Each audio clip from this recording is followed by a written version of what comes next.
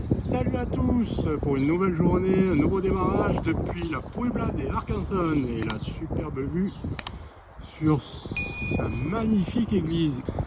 Et oui, redémarrage sous une fine pluie, rien de bien méchant jusqu'à présent. Oui, j'ai pas l'intention de sortir la cape de pluie de l'enfer, donc ça va rester bien rangé dans son sac. De toute façon, j'ai la flemme. Alors, je vais mouiller un petit peu, mais bon, ça va s'arrêter. Je fais confiance à la météo espagnole. Ils n'avaient pas prévu de pluie. Bon, il pleut un petit peu, c'est pas grave. Ça va bien se passer. Bon, ceci dit, direction Vitoria-Gasteiz pour aujourd'hui. Alors, je me suis trompé. Hier, je vous avais dit que ça allait être une grosse étape, mais non, pas du tout. C'est une étape qui va encore une nouvelle fois faire moins de 20 km. Donc là, je prends des forces pour l'étape d'après. En fait, j'ai été décalé d'une étape.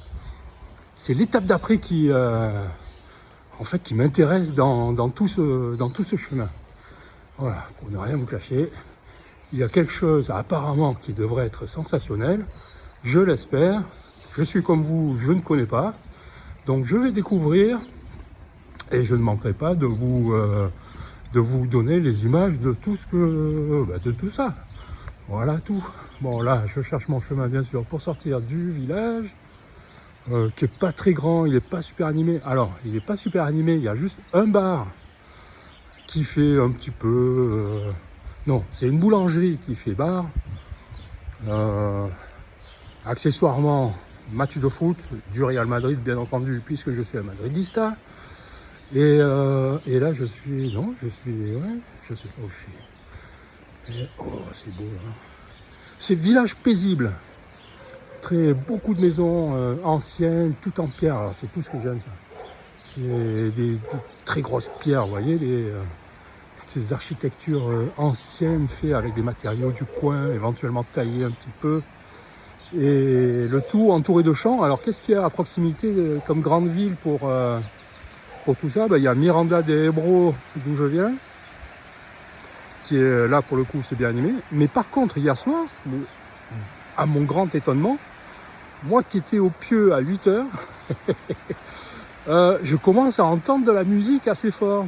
Je me dis, mais c'est bizarre, le bar où je suis allé traîner mes savates peu de temps avant, il m'avait pas l'air si foudroyant que ça. Et je sais pas, alors j'ai pas osé, en fait j'avais un peu la flemme aussi de sortir pour aller voir ce qui se passait. Bon, enfin apparemment il y avait de l'animation, c'était à l'espagnol quoi, c'est à partir de, je vous dis, 19, 30, 20h30, il y a de l'animation de partout, même dans un tout petit village comme celui-ci. Regardez comme c'est bucolique là, je suis sur le petit pont, regardez ça, c'est calme. Ça, ce sont les atmosphères que j'aime bien quand je me lève, moi. Voilà, il faut pas me... Vous voyez ce que je veux dire, hein? J'aime pas être brusqué le matin. J'ai vu ça graisser dès le lever, là. Alors que là, petite rivière, 2 petits canards qui flottent. Pas de bruit, quoi. Voilà, 3 gouttes d'eau, et puis ça réveille gentiment. Donc, allez en route. Je vous dirai ce qui se passe sur le chemin, s'il y a autre chose que des champs, des petits trucs comme ça. Et là, je suis en train de voir, regardez ça un peu. Ça serait pas une super aire de bivouac par là? Alors, encore une fois, dans les saisons un peu creuses, hein, là, je suis sûr que personne ne vous dirait quoi que ce soit si vous plantiez la tente pour une nuit. Tout simplement parce que bon, il y a personne en fait. Donc bon, voilà. Pour ceux qui souhaiteraient faire du bivouac sur le Basco de l'intérieur ou via de Bayona, à la Puebla de Arganzón, il y a des immenses prés pleins d'herbes. Il y a même une plage là. Oh là là, plage de sable. Voilà, pour faire un petit bivouac sympathique au bord de la rivière, un peu à l'écart du village, hein, puisque c'est en dehors du village, et de son magnifique pont de sortie, style roman. Ouais. Allez, à toutes. J'ai pensé à des maisons basques là, tiens. Hop. Ouais, ça doit être le blanc des murs, tout ça, avec la couleur marron, qui est une des couleurs des maisons des Pays Basques. Certaines avec les sortes de colombages. Hein. Mais oui, ça fait depuis quelques villes et villages que je me dis, oh, ça alors, il y a comme un parfum de Pays Basque dans le coin. Et c'est normal, mais alors par contre, je m'aperçois que le Pays Basque espagnol, il est super étendu parce que je suis pas encore à Irún, là, vous voyez, je dois être où là, à peu près à la moitié du chemin qui fait, je sais même pas combien il fait d'ailleurs. Mais on sent déjà, enfin c'est ce que je vois, c'est qu'il y a déjà des mots en basque. Déjà t'envoyer des X et des K partout dans les mots, ça c'est basque. Hein. Voilà. Les habitations, comme je viens de vous montrer, là, les maisons en blanc. Alors pas toutes, hein, il y en a. Ça reste encore. Bon, c'est pas encore tout à fait répandu. Mais alors le nom des rues, le nom de plein de trucs. Là, j'étais en face dans l'auberge. Elle était en face d'une école le nom c'était Arganson, Escola, quelque chose. Et ben, enfin, l'école en basque. Voilà. Et donc voilà, je m'aperçois que c'est... ben ça y est, alors, et puis je vois des frontons un peu souvent. Signe que nous sommes dans le Pays Basque. Voilà. Et donc je savais. J'imaginais pas que c'était aussi étendu que ça, le Pays Basque espagnol. Beaucoup plus étendu que le Pays Basque français d'ailleurs. Hein. On m'a dit que ça doit correspondre à peu près, je crois, à 1 tiers en France, 2 tiers en Espagne, un truc comme ça. Enfin, certains me corrigeront si je dis n'importe quoi. Mais il me semble me souvenir que c'était à peu près ces proportions. Voilà, je ne suis pas si loin que ça, finalement. 625 km de Santiago. Arrivé à Vitoria-Gasteiz. Par vent de travers. Qu'est-ce que je me prends comme vent là, en ce moment. Et oui, après la pluie, après le froid, là je suis congelé, à vrai dire. Je me prends de ces rafales de vent. Alors là, c'était pas terrible parce que je devais marcher sur la route, pas de trottoir, rien. Et avec les rafales de travers, c'était assez moyen avec les voitures quand même. Il y en a quand même, j'ai failli en embrasser 2-3 là.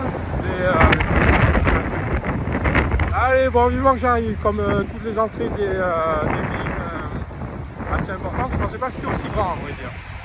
Et apparemment, ça a quand même, c'est une ville de bonne taille. Bon, mais l'entrée de la ville, ouais, gros, moyen. Et puis c'est quand même assez longué. Hein. Là, je suis obligé de marcher, je sais pas combien je vais devoir marcher, au moins 2 km. Dans un environnement, comment dire, résidentiel, sans beaucoup d'intérêt. Allez. Sauf que là, bizarrement, il y a une grande allée centrale, perdue entre les 2 voies de circulation, entourée de platanes, comme vous pouvez voir derrière moi. Voilà, ça fait une grande allée comme ça. Voilà. Bon, c'est pas moche non plus, on va dire, mais je trouve ça longuet. Moi. Je sais pas ce qu'ils font. Hein. Arrivé dans Vitoria-Gasteiz, et là, je suis dans un endroit, il n'y a que des belles bâtisses là. Enfin, que des belles bâtisses. Il y a de très jolies bâtisses. Regardez cette maison là, celle-là, plus ancienne. Et là, j'ai vu comme une sorte de petit château là. C'est pas mal là. Hein.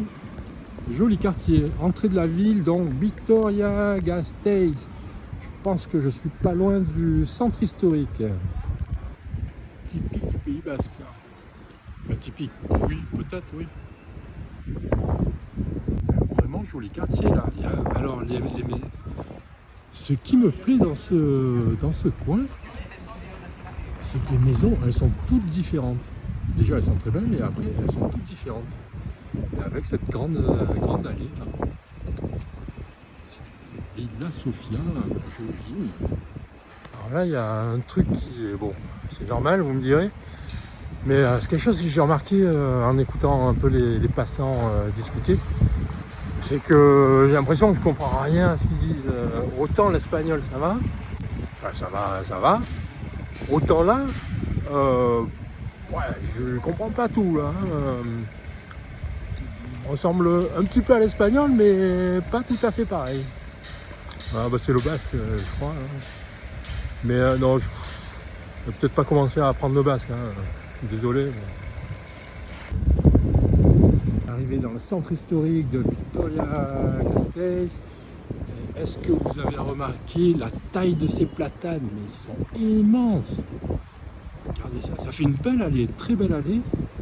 Alors ils sont immenses. Qu'est-ce que c'est ce grand bâtiment? Ça ressemble à une sorte de cathédrale.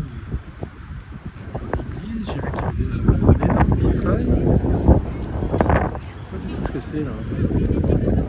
Qu'est-ce que c'est que cette bâtiment? Mais si, c'est une cathédrale, ça, c'est immense, c'est énorme. Mais alors, ce qui m'étonne, c'est qu'il n'y a pas de... Il n'y a pas de clocher, je vois pas de clocher. Mais il y a des vitraux énormes. C'est sublime. Un peu ces détails là.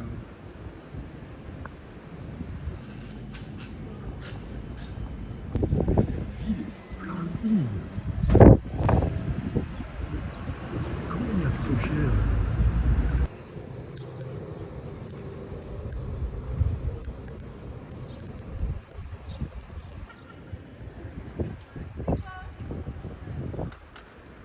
Très jolie place ici là. Je dois être carrément au centre du centre historique. Alors il y a tout ce que j'aime. Oh là là, j'ai pas vu cette place là. Regardez derrière moi là. Petit passage derrière, il y a une autre place. J'ai vu qu'il y avait des tables et des chaises. Mais énorme. Je savais qu'elle allait être belle cette ville. Mais alors à ce point, quand même, je m'y attendais pas. Et moi, je suis juste derrière la cathédrale. Est-ce que ça c'est la cathédrale? C'est juste magnifique tout ce qu'il y a là. Ouais, je vous dis, il y a tout ce qu'il y a.